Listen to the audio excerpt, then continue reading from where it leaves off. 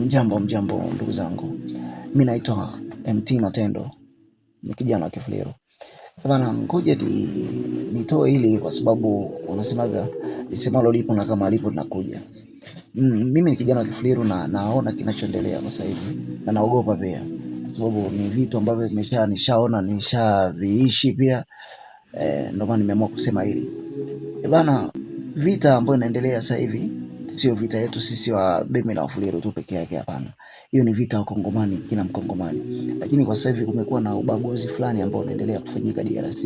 Kuna mwanasiasa fulani kashaingiza chokochoko, aidha kuna watu ambao wanahitaji maslahi yao binafsi. Kwa hiyo angalia, watu ambao wanahitaji maslahi yao binafsi ni watu wabaya sana, wasije wakatuchonganisha, mwisho wa siku tukaenda na mkumbo, kwa sababu mtu mmoja ambaye anahitaji anafanya kwa maslahi yake binafsi, au mwanasiasa mmoja ambaye anaishi kwa maslahi yake binafsi anaweza akausha watu milioni ili mradi apate anachokitaka. Ndivyo walivyo watu hao.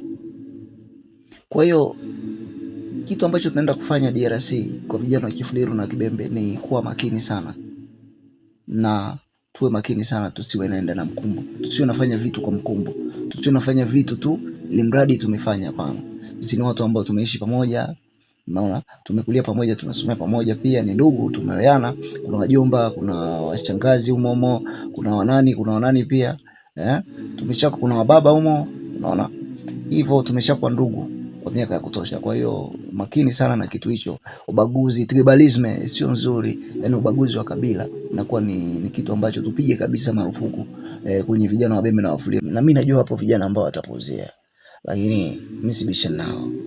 Waulize hapo Kalemi, unaona DRC hapo Kalemi hapo, waulize vita ya Mbote na Wakalanga, vita ya Mbote na Waluba, vita ya Mbote na Watabwa ilikuwaje mwaka 2016 hivi, ilikuwaje hapo DRC Kalemi?